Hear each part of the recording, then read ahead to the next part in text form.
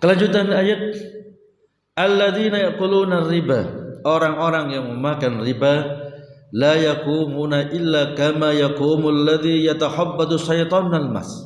Ya, maka nanti di yaumil kiamah mereka tidak akan mampu berdiri kecuali seperti berdirinya orang yang kerasukan jin karena gila.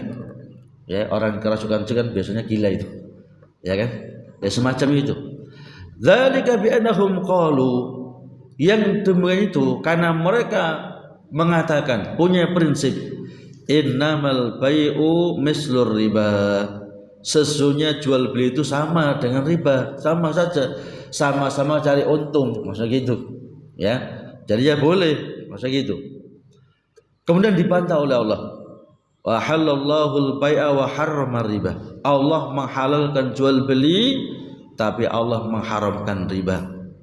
Ya, walaupun mungkin untungnya lebih banyak jual beli, mungkin. Contoh, ya, misalnya saya kulaan, ini kulaannya, kulaan barang, ya, saya kulaan 10.000, saya jual 30.000, boleh saja, ya. Tapi saya nggak boleh, saya kulaan barang 10.000, zaman kalau cash tak kasih 12.000, tapi kalau kredit 20.000, nggak boleh, ya. Tapi kalau gini, saya jual ini, ya, walaupun pulangnya 10.000, saya jual 30.000, ya, tapi saya kreditkan selama 1 tahun, boleh. Jadi, ya, jadi misalnya apa itu, ini saya jual 30.000, saya untung 200%, ya. Tapi saya jual dengan cara kredit selama 1 tahun, maka boleh. Tapi kalau dikatakan sama cash atau kredit, kalau cash sekian, kredit sekian, maka tidak boleh. Kemudian, faman ja'ahu mau'idhatun min rabbih, maka barang siapa yang datang kepadanya, telah datang kepadanya peringatan dari Allah Subhanahu wa taala tentang larangan riba ini, fantaha, kemudian dia berhenti, falahu ma salaf, maka bagi dia apa yang telah lalu. Apa yang telah lalu yang dipraktekkan dari perkara riba itu dibolehkan sebelum datangnya peringatan ini. Tapi setelah datang peringatan ini maka tidak boleh. Wa amru ilallah, adapun perkaranya terserah Allah Subhanahu wa taala. Wa man ada, dan barang siapa yang mengulanginya lagi, ya, setelah datang peringatan ini, faulaika ashabun nar hum fiha khalidun, mereka lah penghuni neraka dan mereka kekal di dalamnya.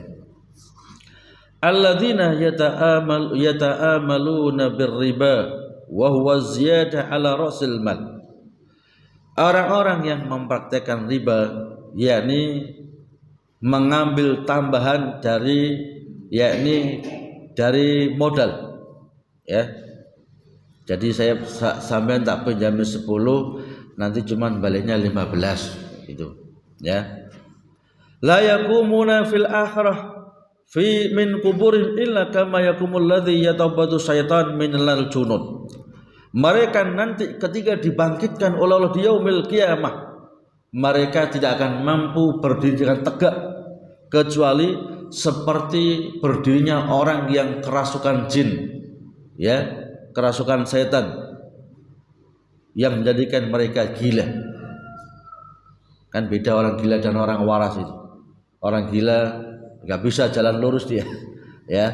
Kalau orang yang waras sehat dia.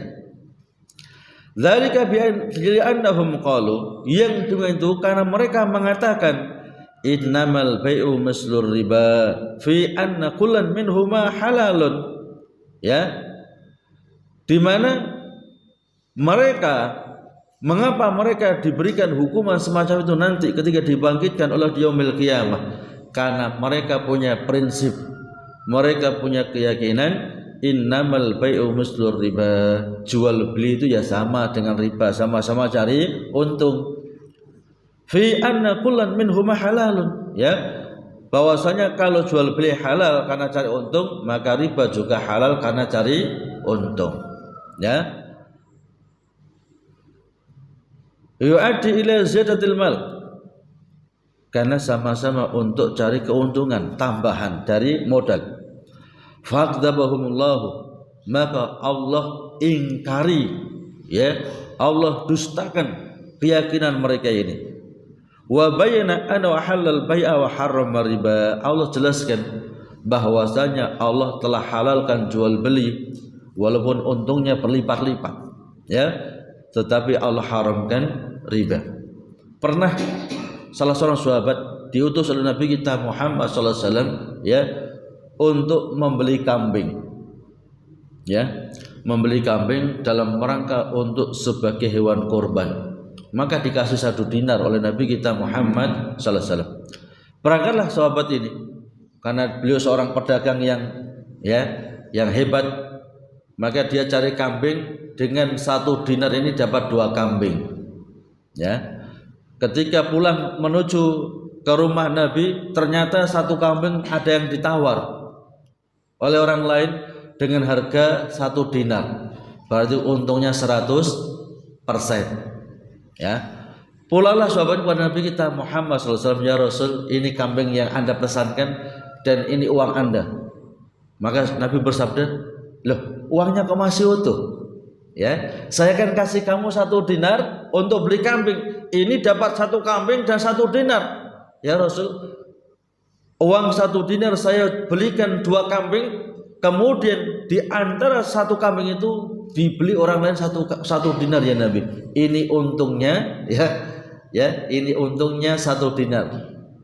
Maka Nabi, ya, tersenyum seraya, ya, andai saja dia ini, ya, dia ini membuka batu ataupun mencongkel batu, di dalamnya ada emas, artinya dia ini mudah cari rezeki, ya. Modal hanya 1 dinar, ya, hanya beberapa saat 1 dinar kembali, kambingnya dapat 1 kambing lagi, ya. Itulah hebatnya jual beli. Jadi dagang itu pintu rezeki yang paling luas melebihi yang lain, ya. Jadi dagang itu adalah pintu rezeki yang paling luas melebihi pintu-pintu rezeki yang lainnya, ya. Termasuk punya pabrik itu juga dagang itu. Punya pabrik dagang itu, ya. Jadi dagang itu yang telah diajarkan Nabi kita Muhammad sallallahu alaihi wasallam. Jadi Nabi berdagang, ya, keluar masuk pasar berdagang. Makanya orang-orang kafir Quraisy menghina Nabi. Andai saja dia itu betul-betul Nabi, dia nggak perlu keluar masuk pasar untuk cari rezeki, Allah jamin sudah, ya, turun rezeki dari langit, ya, pelak untuk langsung makan, ya. Itulah orang-orang musyrik menghina Nabi kita Muhammad SAW, karena Nabi harus keluar masuk pasar dalam rangka untuk mengais rezeki, ya. Padahal Nabi kalau mau, namanya seorang presiden, nggak perlu itu, ya kan. Bahkan termasuk Nabi Daud, ya, Nabi Daud ini, kata Nabi kita Muhammad SAW, Nabi Daud itu makan dari hasil jerih payah keringatnya sendiri. Nabi Daud itu seorang presiden, seorang raja, ya, tapi beliau menganyam baju besi kemudian dijual, ya. Itulah Nabi Daud. Jadi jabatan beliau sebagai presiden itu enggak untuk mencari rezeki, itu hanya untuk, yakni mengatur manusia agar mereka baik dalam kehidupan dunianya. Adapun untuk menafkahi keluarganya, Nabi Daud ini membuat baju besi, ya. Jadi besi itu, ya, lunak. Jadi kalau mungkin yang lain besi itu keras, tapi untuk Nabi Daud itu lunak, jadi langsung dianyam, ya. Hebatnya Nabi Daud alaihi wassalam. Maka Nabi Daud itu beliau makan dari jerih payah, memeras keringatnya sendiri. Kemudian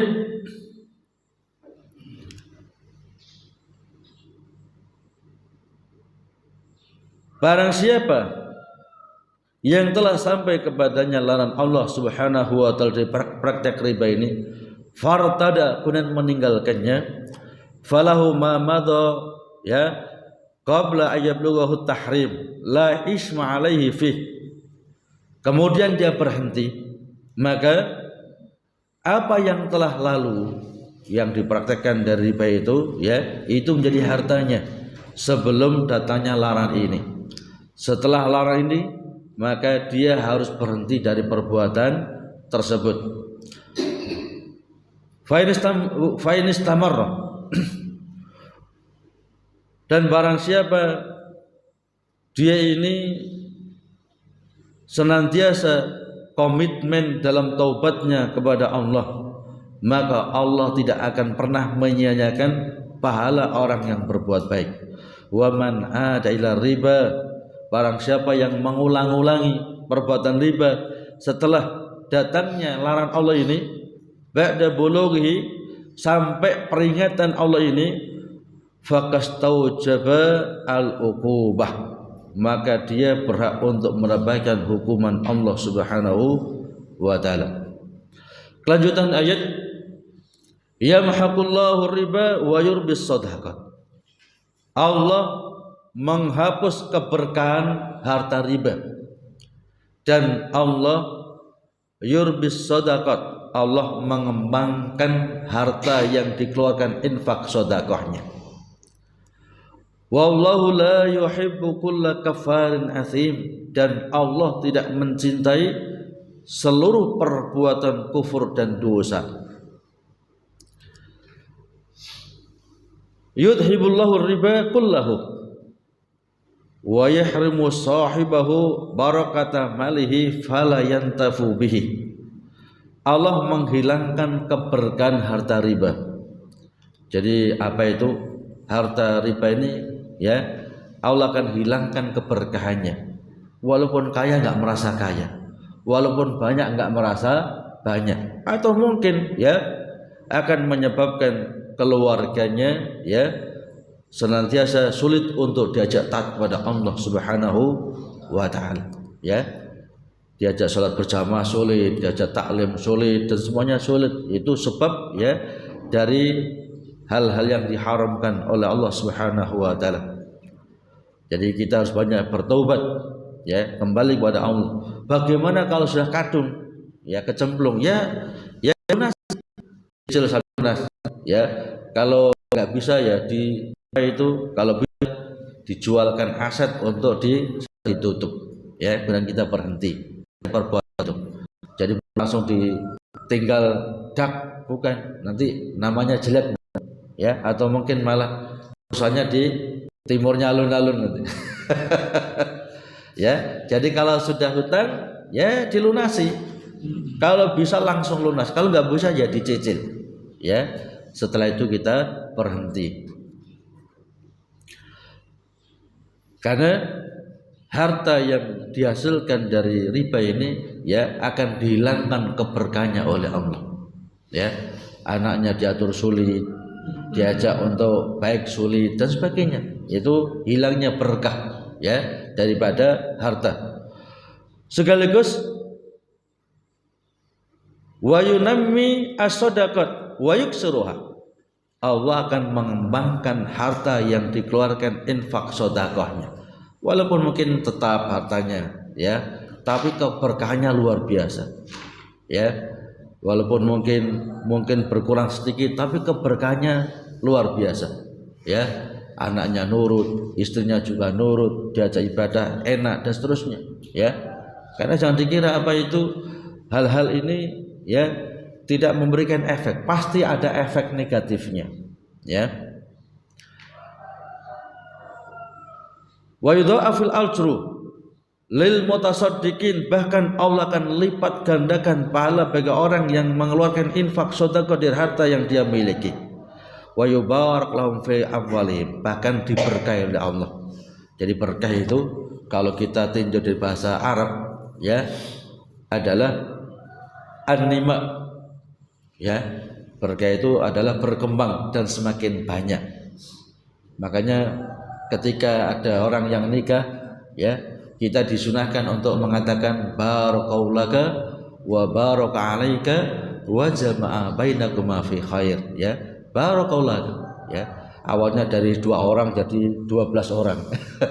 Ya kan, tambah ya, jadi barokah itu bertambah, Asalnya suami istri, anaknya jadi 10. Jadi kan 12. Berkah itu. Ya. Bukan pancet. Ya, suami istri itu bukan, tapi bertambah. Ada anaknya, ada cucunya, ada cicitnya, ada canggahnya, ada warengnya, sampai udah subur terus. Ya, berkah. Ya, bahkan berkah hartanya. Ya, mungkin apa itu, dia kalau punya tanamannya subur. Ya, kalau mungkin dia punya kendaraan nggak mogokan misalnya, itu juga berkah. Ya, jadi keberkahan dalam rezeki, dalam harta kita, sehingga harta yang kita dapatkan dari Allah Subhanahu wa taala bisa kita nikmati seoptimal mungkin.